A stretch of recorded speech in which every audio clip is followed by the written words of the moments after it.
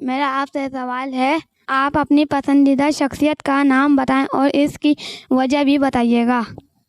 پسندیدہ شخصیت کا نام بھی بتاؤں اور ساتھ میں وجہ بھی بتاؤں کہ میں اس کو کیوں پسند کرتا ہوں۔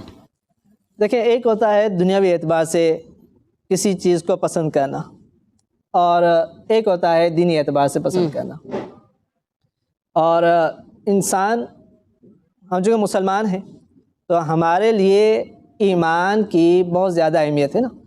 ایمان ہے تو سب کچھ ہے، اور ایمان نہ ہو تو پھر بھلے دنیا کی ہر نعمت ملی ہوئی ہو، لیکن ایمان نہیں ہے تو پھر کچھ بھی نہیں ہے۔ تو اس اعتبار سے اگر میں بات کروں تو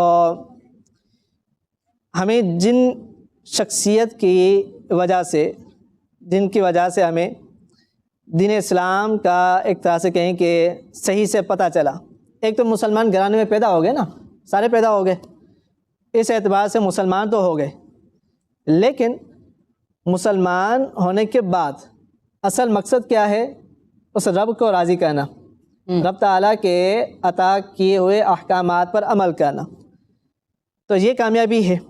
اس کامیابی کی طرف لے جانے والی جو شخصیت ہے، یقیناً وہ ہمیں سب سے زیادہ عزیز ہونی چاہیے۔ اچھا، دنیاوی اعتبار سے اگر ہم دیکھیں تو یقیناً ماں باپ انسان کو عزیز ہوتے ہیں، تو وہ بندے پرورش کرتے ہیں۔ جب انسان چھوٹا ہوتا ہے، چھوٹا بچہ ہے، تو اس کی دیکھ بھال، ان کے سارے معاملات کو دیکھنا، پھر اس کی تعلیم و تربیت پر توجہ دینا، تو اس اعتبار سے، دنیاوی اعتبار سے دیکھیں تو ماں باپ انسان کو عزیز ہوتے ہیں۔ لیکن اس سے بڑھ کر، دنیا سے بڑھ کر دین ہوتا ہے نا، اور ایمان۔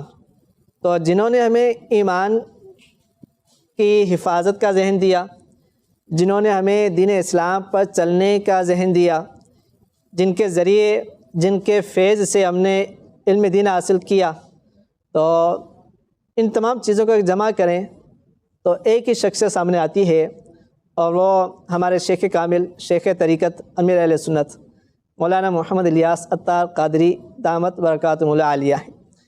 یوں کہیں کہ پسندیدہ شخصیت وہی ہماری اور وہی ہمارے آئیڈیل ہیں۔